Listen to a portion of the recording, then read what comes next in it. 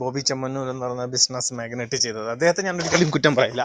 അദ്ദേഹത്തിൻ്റെ ബിസിനസ് പരമായിട്ട്, അല്ലെങ്കിൽ അദ്ദേഹം ഒരു സെലിബ്രിറ്റി സ്റ്റാറ്റസ് ആഗ്രഹിക്കുന്ന ഒരു സൈക്കോപാത്താണെന്നാണ് എനിക്ക് തോന്നിയിട്ടുള്ളത്. പല കാര്യങ്ങളിലും ഒരു പ്രത്യേകതര ഒരു സൈക്കോപാത്താണ് അദ്ദേഹം. അത് സെലിബ്രിറ്റി സ്റ്റാറ്റസ് ആവശ്യമുള്ള ഒരു സൈക്കോപാത്ത്.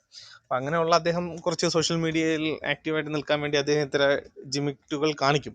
ബട്ട് ഇതിൽ ഒരു ആൻറ്റി നാഷണൽ എലമെൻ്റ് ഉണ്ടോ ഇല്ലയോ എന്ന് വേണം നമ്മൾ ചിന്തിക്കേണ്ടത്. ഫോർ എക്സാമ്പിൾ, നമ്മൾ സൗദി അറേബ്യയിൽ നിന്നും ഇപ്പം ഇന്ത്യൻ വിദേശ മന്ത്രാലയമൊക്കെ ഇടപെട്ടു എന്നാണ് ഞാൻ അറിയുന്നത്. ഫണ്ടിങ് ക്യാഷ് പോലും വിദേശ മന്ത്രാലയമാണ് നേരിട്ട് അവരുടെ കുടുംബത്തിന് കൊടുക്കുന്നു എന്ന് ഇന്നലെ 24-ൻ്റെ ന്യൂസ്, ഔദ്യോഗിക രേഖകളൊന്നും എനിക്കറിയാം, 24 എന്ന് പറയുന്ന മാധ്യമം റിപ്പോർട്ട് ചെയ്തതാണ് ഞാൻ പറയുന്നത്. അവർ കൊടുക്കുന്നു, കൊണ്ടുവരുന്നു, ഫൈൻ. ഞാൻ ഈ കേസിൻ്റെ കുറേ ഹിസ്റ്ററി ഒന്ന് സെർച്ച് ചെയ്ത് നോക്കി ഗൂഗിളിലും അവിടെ. അപ്പം നമുക്ക് കിട്ടാവുന്ന ഇത് വെച്ചിട്ട്, ഇപ്പം ഗൂഗിളൊന്നും സംഖ്യകളാണെന്ന് എനിക്ക് തോന്നുന്നില്ല. അതിൽ പറയുന്നത് ഈ യുവാവ്, അല്ലെങ്കിൽ ഇപ്പം ഈ കിടക്കുന്ന ഈ പയ്യൻ, ഈ മുസ്ലിം പയ്യൻ അവിടെ ഒരു ഹൗസ് ഡ്രൈവറായിട്ട് ജോലിക്ക് പോവുകയും, എനിവേ ഹൗസ് ഡ്രൈവർ എന്ന് പറയുന്നത് ഒരു തെറ്റായ ജോലിയല്ല, നല്ല ജോലിയാണ്. എല്ലാ ജോലിക്കും അതിൻ്റെതായ മഹത്വമുണ്ട്. പക്ഷേ ഈ പയ്യൻ എന്താ ചെയ്തത്? ഈ കുട്ടി ഒരു പാരലൈസ് ആയിട്ടുള്ള ഒരു കുട്ടിയാണ്. എനിക്ക് ഈ കൃത്രിമ ശ്വാസം എന്തോ കൊടുക്കുന്ന ഒരു മിഷീൻ്റെ സഹായത്തോടെയാണ് ആ കുട്ടി ശ്വാസോച്ഛ്വാസം ചെയ്യുന്നത്. നമ്മൾ ഈ പൾസ് മേക്കറൊക്കെ വെക്കുന്നത് പോലെ എന്തോ ഒരു സിസ്റ്റം. ഞാൻ മെഡിക്കൽ ഫീൽഡ് അല്ലാത്തതുകൊണ്ട് എനിക്ക് അതിനെക്കുറിച്ച് അറിയില്ല. അപ്പം ആ കുട്ടിയുടെ അത് ഒന്ന് ഡിസ്കണക്ട് ആയി കഴിഞ്ഞാൽ ആ കുട്ടിക്ക് മരണം തന്നെ സംഭവിക്കും. സൗദി അറേബ്യയുടെ പോലീസ് അന്വേഷണം, അതായത് ഇവിടെ മുസ്ലിങ്ങൾ തന്നെ പലതവണ പറഞ്ഞിട്ടുണ്ട് സൗദിയിലെ നിയമം അതാണ്, സൗദിയിൽ ആരും രക്ഷപ്പെടില്ല, സൗദി എല്ലാവർക്കും തുല്യനീതിയാണ്, സൗദിയിലെ മികച്ച നീതി നിർവഹണമാണെന്ന് മുസ്ലിങ്ങൾ തന്നെ 40 വട്ടം പറഞ്ഞുകൊണ്ട് നടന്ന ആ രാജ്യത്തെ നിയമത്തിൻ്റെ ചാർജ് ഷീറ്റ് അനുസരിച്ച് ഈ യുവാവ് മോഷണം നടത്താൻ വേണ്ടി ആ കുട്ടിയുടെ പൾസ് മേക്കർ പോലുള്ള ആ ഒരു ശ്വാസം എടുക്കാനുള്ള ആ ഉപകരണം ഓഫ് ചെയ്യുകയോ എടുത്തു മാറ്റുകയോ ചെയ്ത് അതിനുശേഷം മോഷണം നടത്തി കൂടെ ഒരു സുഹൃത്തിനെ വിളിച്ചു വരുത്തി രക്ഷപ്പെടുന്ന സമയത്താണ് അൺഫോർച്ചുനേറ്റ്ലി ഈ പയ്യൻ പിടിക്കപ്പെടുന്നത്. അങ്ങനെയാണ് സുപ്രീം കോടതി പോലും ഇതുവരെ അവരുടെ ഓൺ ബൈ ആയിട്ട്, ഇപ്പോൾ നമ്മളെ ജില്ലാ കോടതി, ഹൈക്കോടതി, സുപ്രീം കോടതി പോലുള്ള കേസ് പ്രോസസ്സ് വഴി സുപ്രീം കോടതി വധശിക്ഷ വിധിച്ചത് തെളിവുകളുടെ അടിസ്ഥാനത്തിൽ. മുസ്ലിങ്ങളുടെ രാജ്യമായ മുസ്ലിങ്ങളുടെ അന്വേഷണ ഏജൻസികൾ കണ്ടെത്തിയ തെളിവുകളാണ്. നമ്മൾ സംഖ്യകളല്ല കണ്ടെത്തിയത്. മുസ്ലിം ആയതിൻ്റെ സംഖ്യകൾ ഇതിനെ കൊന്നുകളയാന്നുള്ള ഡിസൈഡിങ് അല്ല, അവരുടെ ഏജൻസികൾ കണ്ടെത്തിയതാണ്. ആ യുവാവിനാണ് ഇപ്പോൾ കൊണ്ടുവരുന്നത്. Okay, fine. ഇപ്പോൾ മുസ്ലിം രാജ്യങ്ങളിൽ കാശുള്ളവന് കൊലപാതകം ചെയ്തിട്ട് കാശ് കൊടുത്ത് രക്ഷപ്പെടാൻ നിയമം അവർക്കുണ്ടായാൽ നമ്മളെ സംബന്ധിക്കുന്നതിനൊന്നും ഒരു വിഷയമല്ല. നമ്മളെ രാജ്യമല്ല അത്. അവരുടെ രാജ്യം, അവരെ പയ്യനെ കൊന്ന്, അല്ലെങ്കിൽ അവരൊരു സിറ്റിസനെ കൊന്നതിന് 35 ലക്ഷം രൂപയാണ് വിലയാണ് ഇട്ടിരിക്കുന്നെങ്കിൽ ഓക്കെ, ഫൈൻ. അവർ വിടുന്നതുകൊണ്ട് കുഴപ്പമില്ല. നമ്മൾ ഇന്ത്യക്കാരനെ തിരിച്ചു കൊണ്ടുവരുന്നു, അത്രേ ഉള്ളൂ. പക്ഷേ ഈ ഇന്ത്യക്കാരൻ നാളെ സമൂഹത്തിൽ ത്രെഡാണ്. കാരണം ഈ ഒരു ഇൻറ്റൻഷനുള്ള യുവാവാണ് ഇന്ത്യയിലോട്ട് തിരിച്ചു വരുന്നതെന്ന് ചിന്തിക്കുക. Okay, fine. അത് നമുക്ക് മാറ്റി വയ്ക്കാം. ഇനി ഈ സൗദി അറേബ്യയിൽ 35 കോടി രൂപ കാത്ത് വധശിക്ഷയ്ക്ക് വിധിക്കപ്പെട്ട് കിടക്കുന്ന ഈ ഒരു മുസ്ലിം മാത്രമാണോ? നമ്മൾ കുറച്ചുകൂടെ പിറകിലോട്ട് പോവാം. നിഷ വർഗീസോ സംതിങ്, ആ പേര് എനിക്ക് ഓർമ്മ കിട്ടുന്നില്ല. ആ പെൺകുട്ടിയുടെ എന്താണ് കേസ്? സെൽഫ് ഡിഫെൻസിന് വേണ്ടിയിട്ട് ആ പെൺകുട്ടി സ്വന്തം ഭർത്താവിനെ കൊല്ലുന്നു. അതായത് ആ ക്രൂരനായ സൈക്കോപാത്തിൽ നിന്ന് രക്ഷ നേടാൻ വേണ്ടി കൊല്ലുന്നു. പക്ഷെ കൊന്നതിന് ശേഷം ആ കുട്ടി അവിടുത്തെ പോലീസിന്റെ നിയമത്തെയും പേടിച്ചിട്ട് വാട്ടർ ടാങ്കിലോട്ട് ഡെഡ് ബോഡി ഒളിപ്പിക്കുന്നു. ഇതാണ് കേസ്. ആ പെൺകുട്ടിയെ വധശിക്ഷയ്ക്ക് വിധിച്ച കോർട്ട് ജഡ്ജ്മെന്റുകൾ നിങ്ങളൊന്ന് എടുത്തു നോക്കിയാലും, നമ്മൾ തന്നെ കുറേ കാലം ഇപ്പം നരേന്ദ്രമോദി ഗവൺമെന്റിന് നേരിട്ട് ഇടപെട്ടിട്ടുണ്ട് വധശിക്ഷ നടപ്പിലാക്കരുതെന്ന് പറഞ്ഞുകൊണ്ട്. ആ സമയത്തും അവരുടെ ജഡ്ജ്മെന്റിൽ പറയുന്നത് എന്താണ്? ഈ പെൺകുട്ടി കൊലപാതകം നടത്തി, ഒക്കെ അക്സെപ്റ്റബിൾ ആണ്. ബട്ട് സെൽഫ് ഡിഫൻസ് ആണെങ്കിൽ ഇൻഫോം ടു പോലീസ്. അവർ പോലീസിന് ഇൻഫോം ചെയ്തില്ല. അതിപ്പോൾ വിദേശ രാജ്യത്ത് ഒരാളെ കൊലപാതകം ചെയ്ത് കഴിഞ്ഞാൽ സ്വാഭാവികമായിട്ട് പേടിച്ചിട്ട് നമുക്ക് വേണമെങ്കിൽ പോലീസ് അവരെ ഒളിപ്പിക്കാൻ ശ്രമിച്ചു. അത് തന്നെയാണ് അവർ തെറ്റ് ചെയ്തത്. ആ തെറ്റ് ഞാൻ ന്യായീകരിക്കുന്നില്ല. നിഷ കൊലപാതകം ചെയ്തിട്ടുണ്ട്. ബട്ട് സിറ്റുവേഷൻ വേറെയായിരുന്നു. ഈ പയ്യൻ്റെ സിറ്റുവേഷൻ വേറെയായിരുന്നു. ആ പെൺകുട്ടി വധശിക്ഷയ്ക്ക് വിധിച്ചു. എത്ര ഇതേ കണക്കുള്ള ആൾക്കാർ ഓടി റോഡ് നീളെ? ആ പെൺകുട്ടിക്ക് 35 കോടിയോ 40 കോടിയോ കൊടുത്ത് ആ പെൺകുട്ടിയെ കൊണ്ടുവരാം. എന്തുകൊണ്ട് ഒരു വിഭാഗത്തിന് വന്നപ്പോൾ? അത് പ്രത്യേകിച്ച് ഇവിടെ നമ്മൾ സ്ട്രൈക്ക് ചെയ്യേണ്ടത് കേരള സമൂഹത്തിൽ കേരള സ്റ്റോറി എന്ന് പറയുന്ന സിനിമ, റിയൽ സ്റ്റോറി, ഞാൻ ചാലഞ്ച് ചെയ്ത് വന്ന റിയൽ സ്റ്റോറിയാണ്. ഏതോ ഒരു സൈക്കോപാത്ത് മുസ്ലിം എഴുത്തുകാരൻ ഇന്നലെ 10 പേരെ പേര് പറഞ്ഞു തന്നാൽ 1 കോടി കൊടുക്കുന്നത്. അദ്ദേഹത്തിൻ്റെ പോസ്റ്റിന് താഴെ തന്നെ 20 പേരെ പേരാണ്ട് ആൾക്കാർ ഒന്ന് കമൻറ്റ് ചെയ്തു എന്ന് പറഞ്ഞ് ഞാൻ സ്ക്രീൻഷോട്ട് കണ്ടായിരുന്നു. അതവിടെ നിൽക്കട്ടെ. ഇനി ഇവിടെ എന്താ പ്രശ്നം എന്ന് പറയുന്നത്, ഈ നിഷയ്ക്ക് വേണ്ടി എത്ര പേര് ഇവിടെ ഓടി, എത്ര പേര് ക്രൗഡ് ഫണ്ടിങ്ങിന് വേണ്ടി ശ്രമിച്ചു? ഈ ഭരിച്ചുകൊണ്ടിരിക്കുന്ന ഈ CPM എന്ന് പറയുന്ന പാർട്ടി ഇവിടെ മലയാളികൾക്ക് വേണ്ടി കരയുന്ന, അല്ലെങ്കിൽ മലയാളികളുടെ ആട്ടിപ്പിറവാശി ഏറ്റെടുക്കുന്ന, ചാണകത്തിൽ ചോട്ടാത്ത മലയാളികൾക്ക് വേണ്ടി നിഷ വർഗീസ്, ഐ തിങ്ക് എനിക്കൊന്നും അങ്ങനെയാണെന്ന് തോന്നുന്ന പേര്, നിഷ വർഗീസിന് വേണ്ടി എത്ര കണ്ണീരൊഴിച്ചു? Okay, fine. ഇനി അതും വിടാം. നമ്മുടെ 7 പൂർവ്വ സൈനികര് ഖത്തർ വധശിക്ഷയ്ക്ക് വിധിച്ചപ്പോൾ ഇതേ ക്ലബ് ഹൗസിൽ തന്നെ ചിരിച്ചും ഉല്ലസിച്ചും അട്ടഹസിച്ചുകൊണ്ട് ക്ലബിട്ട എത്ര മുസ്ലിങ്ങളെ നമുക്കറിയാം. അന്ന് ഇവരാരെങ്കിലും ഏതെങ്കിലും രാഷ്ട്രീയ പാർട്ടിയിൽപ്പെട്ടവർ അവരെ വധശിക്ഷയ്ക്ക് വിധിക്കാൻ പാടില്ല, അവരെ തിരിച്ചു കൊണ്ടുവരണമെന്ന് ആവശ്യപ്പെട്ട് നിങ്ങൾ ആരെങ്കിലും കേട്ടിട്ടുണ്ടോ? പക്ഷെ അന്നും എനിക്ക് ഇന്ത്യൻ ഗവൺമെന്റ് വിശ്വാസമുണ്ട്. അന്നും ഞാൻ ഈ ക്ലബ് ഹൗസിൽ സുപ്രഭാതം ക്ലബിട്ട് പറഞ്ഞിട്ട് ഇവർ 7 പേരെ ഇന്ത്യ ഒരു പോറിലും കൂടെ തിരിച്ചു കൊണ്ടുവരുന്നു.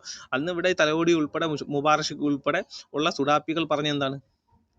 അവരെ വധശിക്ഷയ്ക്ക് വിധിക്കും, ഇൻഷാ അല്ലാഹ്, ഇത് അവരുടെ രാജ്യമാണ്, ശരിയാ നിയമമാണ്, അവിടെ ആരും രക്ഷപ്പെടുന്നത്. ഒരു പോറിലും പറ്റാത്ത 7 പേരും ഇവിടെ ഇന്ത്യയിൽ ഇന്റർനാഷണൽ ഇന്ദിരാഗാന്ധി ഇന്റർനാഷണൽ എയർപോർട്ടിൽ വന്ന് അവർ ഇറങ്ങി. അത് ഭരണത്തിന്റെ വാഴപ്പിണ്ടികളല്ല ഇപ്പൊ ഭരിക്കുന്നത് എന്നുള്ളത് മുസ്ലിങ്ങൾക്കും അറിയാം, മറ്റു രാജ്യങ്ങൾക്കും അറിയാം. അത് നമ്മളെ സംബന്ധിക്കുന്ന വിഷയമല്ല. പക്ഷെ ഞാൻ വിഷയം ഇതാണ് പറയാം, 7 പേരെ ഇവിടെ വധശിക്ഷയ്ക്ക് വിധിച്ച എന്തായിരുന്നു ഇവരുടെ റിയാക്ഷൻ? നിഷ വർഗീസിന്റെ കാര്യം വന്നപ്പോൾ എന്തായിരുന്നു റിയാക്ഷൻ? ഇനി ഇതും കൊണ്ടും തീർന്നില്ല. ഞാനൊരു എക്സ് മിലിറ്ററി ആയതുകൊണ്ട് ഞാൻ ഇനിയും പിറകിലോട്ട് പോകും. മുമ്പ് അഫ്ഗാനിസ്ഥാനിൽ വെച്ചിട്ട് നമ്മുടെ ഒരു സൈനികനെ തട്ടിക്കൊണ്ടുപോയി കൊലപ്പെട്ട ആ സൈനികന്റെ പേര് ഒരുപക്ഷെ കേരള സമൂഹം ഇപ്പൊ മറന്നുപോയിട്ടുണ്ട്. മണിയപ്പൻ എന്നായിരുന്നു അദ്ദേഹത്തിന്റെ പേര്. ഒരു സൈനികൻ എന്ന് പറഞ്ഞു കഴിഞ്ഞാൽ നമ്മൾ പട്ടാളത്തിൽ തന്നെ പല ഡിപ്പാർട്ട്മെന്റ് ഉണ്ടല്ലോ. അതിൽ ഡിഫൻസിന്റെ ഡിപ്പാർട്ട്മെന്റിലുള്ള ഈ ബോർഡർ റോഡ് ഓർഗനൈസേഷൻ എന്ന് പറയുന്ന ഗ്രഫ് എന്ന് പറയുന്ന ഒരു ഇതുണ്ട്. അതായത് റോഡ് ഉണ്ടാക്കലാണ്. യുദ്ധത്തിലിപ്പം കൂടുതൽ നമുക്കറിയാലോ, യുദ്ധം വന്നു കഴിഞ്ഞാൽ ഏറ്റവും കൂടുതൽ ഓരോ ശത്രു രാജ്യങ്ങളും ടാർഗറ്റ് ചെയ്യുന്ന നമ്മളെ റോഡുകളായിരിക്കും. കാരണം റോഡുകൾ തകർത്ത് കഴിഞ്ഞാൽ മൂവ്മെന്റ് കുറയും. കാരണം മിലിറ്ററി മൂവ്മെന്റുകൾ സ്പീഡ് ആവുന്നതനുസരിച്ച് യുദ്ധത്തിന്റെ ഗതി മാറുന്നത്. ഫോർ എക്സാമ്പിൾ ഇസ്രായേലിന്റെ യുദ്ധം തന്നെ നിങ്ങൾ എടുത്ത് നോക്കിയാൽ 6 ഡേ വാറിൽ അവർ ആദ്യം തകർത്ത് കളഞ്ഞ ഈജിപ്തിന്റെ റൺവേകളായിരുന്നു. കാരണം ഈജിപ്തിന്റെ റൺവേകളില്ലെങ്കിൽ എയർഫോഴ്സ് ഫ്ലൈറ്റുകൾ പൊങ്ങില്ല. ഫ്ലൈറ്റ് പൊങ്ങാൻ റൺവേ ഉണ്ടെങ്കിൽ മാത്രമേ ഫ്ലൈറ്റിന് പൊങ്ങാൻ പറ്റൂ. അപ്പോൾ അവരുടെ ഒരു സ്ട്രാറ്റജി അതായിരുന്നു, റൺവേകൾ തകർക്കും. ഇവർ ബങ്കറിലെല്ലാം, ഈ ഈജിപ്ത് എന്ന് പറയുന്ന രാജ്യം ബങ്കറിൽ എല്ലാ ഫ്ലൈറ്റ് ഒളിപ്പിച്ചിട്ടിരുന്നു, കാരണം ബോംബിട്ടാലും തകർത്തിരുന്നു. പക്ഷേ ജൂതന്മാർ തലച്ചോറുകൊണ്ട് അവർക്കറിയാം റൺവേ ഇല്ലാതെ ഉമാർ ഒരിക്കലും പൊങ്ങില്ല എന്ന്. അതുകൊണ്ട് അവർ ഫ്ലൈറ്റിനെ ടാർഗറ്റ് ചെയ്യാതെ നേരെ എന്താ ചെയ്തു, റൺവേ എടുത്ത് തകർത്തുകൊണ്ട് പോയി. അത് കാരണം അവർക്ക് പൊങ്ങാൻ പറ്റും. അത് തന്നെയാണ് സ്ട്രാറ്റജി ഇവിടെ ഉപയോഗിക്കുന്നത്. അപ്പം റോഡുകൾ തകർത്ത് കഴിഞ്ഞാൽ മൂവ്മെന്റ് കുറയും, അപ്പം യുദ്ധത്തിൽ ജയിക്കാനുള്ള ചാൻസ് കൂടുതലാണ്. അതുകൊണ്ട് എന്താ ചെയ്യുന്ന ഇന്ത്യൻ ആർമി അല്ലെങ്കിൽ ഡിഫൻസ് സെക്ടർ തന്നെ പെട്ടെന്ന് റോഡ് ഉണ്ടാക്കുന്ന ഒരു ടെക്നോളജി വെച്ച് കുറേ ആൾക്കാരെ നമ്മൾ സെലക്ട് ചെയ്ത് ട്രെയിനിങ് ചെയ്ത് അവർക്ക് ഒരു ബോംബ് പോലും വീണ് റോഡ് കുഴിയായി പോവുകയോ അല്ലെങ്കിൽ റോഡ് തകർന്ന് അവർ പെട്ടെന്ന് മണിക്കൂറുകളൊക്കെ എങ്ങനെ റീബിൽഡ് ചെയ്യണമെന്നുള്ള ട്രെയിനിങ് കൊടുത്ത് അവരെ കുറേ പേരെ നമ്മളിങ്ങനെ ഗ്രഫ് എന്ന് പറഞ്ഞിട്ട് നമ്മൾ ട്രെയിനിങ് കൊടുത്തും പിന്നെ ബോർഡർ ഏരിയയിലെ റോഡ് അവരെ കൊണ്ട് തന്നെയാണ് ഉണ്ടാക്കിപ്പിക്കുന്നത്. അതിൽപ്പെട്ട ഒരു പയ്യനായിരുന്നു ഈ മണിയപ്പൻ എന്ന് പറയുന്നത്. നിങ്ങൾക്ക് തന്നെ ഇൻസിഡൻറ്റ് ഓർമ്മ കാണും. നമ്മുടെ ഒരു എൻജിനീയറും ഉണ്ടായിരുന്നു, ഒരു ആന്ധ്രാപ്രദേശ് സ്വദേശി. അദ്ദേഹത്തെ കൊന്നുകളഞ്ഞായിരുന്നു, തട്ടിക്കൊണ്ടുപോയി. അതേ സമയത്ത് എന്നെ ഏറ്റവും കൂടുതൽ വിഷമിച്ചതാണ്, അന്ന് കേരളം ഭരിക്കുന്നത് ഉമ്മൻചാണ്ടിയാണ്. ഇനിയിപ്പോൾ ഈ കേന്ദ്ര ഗവൺമെൻറ് ആര് ഭരിച്ചാലും ശരി തന്നെ, അത് നയതന്ത്രമായിട്ട് നമ്മൾ എത്ര ബന്ധപ്പെട്ടാലും തീവ്രവാദികൾ തട്ടിപ്പ് ഗവൺമെൻറ് ടു ഗവൺമെൻറ്റാണ് നമ്മൾ ഡീൽ ചെയ്യുക. ഒരു തീവ്രവാദികളുടെ കയ്യിലെത്തിക്കഴിഞ്ഞാൽ പിന്നെ അത് അവിടുത്തെ ഗവൺമെൻറ്റിലും ഡീൽ ചെയ്യാൻ പറ്റത്തില്ല. അപ്പോൾ ഓബിയസ്ലി ആര് തന്നെ ഭരിച്ചെന്നിരിക്കും, ഇനി കോൺഗ്രസ് ആണെന്നോ കമ്മ്യൂണിസ്റ്റ് ആണോന്നില്ല, ആര് തന്നെ ആയിരുന്നെങ്കിലും അവനെ കൊന്നു കളഞ്ഞു. എഞ്ചിനീയറേയും കൊന്നു, അവരുടെ ഡെഡ് ബോഡിയൊക്കെ നമ്മൾ കൊണ്ടുവന്നു.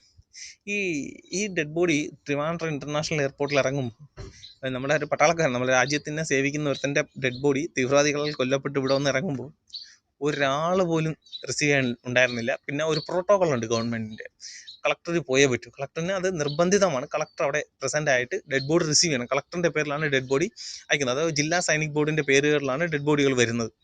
ഒരു ആർമി ഇപ്പം ഞാൻ അൺഫോർച്ചുനേറ്റ്ലി ഞാൻ മിഡത്തായി പോയിരുന്നാലും എൻ്റെ ഡെഡ് ബോഡി വരുമെങ്കിൽ, ഞാനിപ്പം നോയിഡ സെറ്റിൽ ആണെങ്കിലും ഞാൻ അന്ന് ആ സമയങ്ങളിൽ ഞാൻ ട്രിവാൻഡ്രമാണ്. അപ്പോൾ എൻ്റെ ട്രിവാൻഡ്രം ഡിസ്ട്രിക്ട് കളക്ടറിൻ്റെ പേരിലായിരിക്കും, അല്ലെങ്കിൽ ട്രിവാൻഡ്രം ജില്ലാ സൈനിക് ഓഫീസറിൻ്റെ പേരിൽ. അത് മിക്കവാറും കളക്ടർ തന്നെയാണ് എല്ലാ സംസ്ഥാനങ്ങളിലും ഡീൽ ചെയ്യുന്നത്. അപ്പോൾ അവരുടെ പേരിലായിരിക്കും എൻ്റെ ഡെഡ് ബോഡി. അദ്ദേഹമാണ് അവിടെ ഒന്ന് റിസീവ് ചെയ്യേണ്ടത്, അല്ലെങ്കിൽ കളക്ടറിൻ്റെ ഒരു നോമിനി വരും, അവരാണ് അതൊന്ന് റിസീവ് ചെയ്യേണ്ടത്. അങ്ങനെയാണ് പ്രശ്നം. അപ്പോൾ കളക്ടർ ഒന്ന് റിസീവ് ചെയ്തു, ഓക്കെ ഫൈൻ, അത് അന്നത്തെ മുഖ്യമന്ത്രി ബിസി ആയിരിക്കാം, XYZ. പക്ഷെ ആ സമയത്താണ് സൗദി അറേബ്യയിൽ ഇതുപോലെ ഒരു മുസ്ലിം ഒരു ജോലിക്കിടയിൽ കയ്യിൽ നിന്ന് ആസിഡ് തെറിച്ച് വേറൊരു രാജ്യക്കാരൻ്റെയോ സൗദിയുടെയോ കണ്ണിൽ വീണ് അദ്ദേഹത്തിൻ്റെ കണ്ണിൻ്റെ കാഴ്ച നഷ്ടപ്പെട്ടു. അപ്പോൾ സൗദിയിൽ അവിടുത്തെ കോടതി അന്ന് വിധിച്ചു ഇദ്ദേഹത്തിൻ്റെ കണ്ണെടുത്ത് അവന് വയ്ക്കണമെന്ന്. ബട്ട് അൺഫോർച്ചുനേറ്റ്ലി നമ്മുടെ രാജ്യവും അന്നത്തെ മുഖ്യമന്ത്രിയൊക്കെ അതിശക്തമായി ഇടപെട്ടു. നൗഷാദ് എന്ന സംതിങ് അദ്ദേഹം ട്രിവാൻഡ്രം എയർപോർട്ടിൽ വന്നിറങ്ങുന്നു. മുഴുവൻ ക്യാബിനറ്റും അവിടെ ഉണ്ട് അദ്ദേഹത്തെ റിസീവ് ചെയ്യാൻ. മുഴുവൻ ക്യാബിനറ്റും അവിടെ റിസീവ് ചെയ്യാനുണ്ടായിരുന്നു.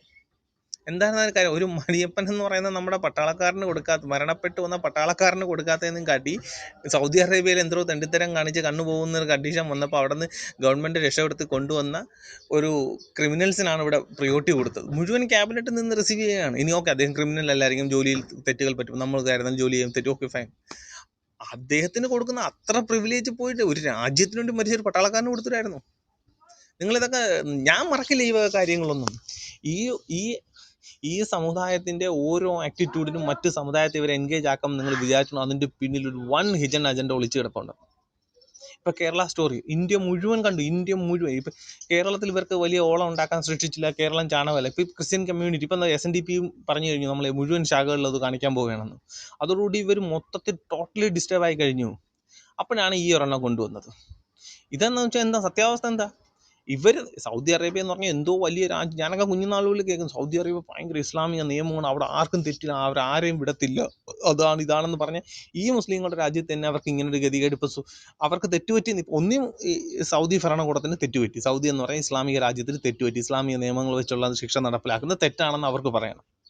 അതുകൊണ്ടല്ലേ ഈ ഒരു നിരപരാധി ഇപ്പോൾ വധശിക്ഷയ്ക്ക് വിധിച്ചത്. അതായത് ഏത് നിരപരാധിയും വധശിക്ഷയ്ക്ക് വിധിക്കാനുള്ള ഒരു നിയമമാണ് ശരിയാ നിയമം എന്ന് പറയുന്നത്. അല്ലെങ്കിൽ അവർ ഈ അങ്ങനെ അല്ലെങ്കിൽ അവർക്ക് തെറ്റ് പറ്റിയില്ലെങ്കിൽ ഒരു ക്രിമിനലിന്, അതായത് പൈസയ്ക്ക് വേണ്ടി ഒരു പാരലൈസ് പിടിച്ച് ആർട്ടിഫിഷ്യൽ മിഷൻ്റെ സഹായത്തോടു കൂടി ജീവിക്കുന്ന ഒരു കുഞ്ഞിനെ കൊന്ന ഒരു കള്ളനെ നമ്മൾ കൊണ്ടുവരും. ഇത് രണ്ടിലേതൊന്നായിരിക്കും ഇവിടെ നടക്കാൻ പോകുന്നത്. ഒന്നേ ശരിയാ നിയമം തെറ്റാണ്, അല്ലെങ്കിൽ ഒരു കള്ളനെ നമ്മൾ കള്ളനല്ല, ഒരു കൊലപാതകി, ഒരു ക്രിമിനലിനെ, ഒരു നട്ടോറിയൽ ക്രിമിനലിനെ ഇന്ത്യയിലോട്ട് കൊണ്ടുവരുന്നു. ഇത് രണ്ടിലേലും ഒന്നാണ്. അത് മുസ്ലിം സമൂഹമാണ് വിലയിരുത്തേണ്ടത്. ഞാനിപ്പോൾ ഇത്രയേ പറയുന്നുള്ളൂ. Thank you.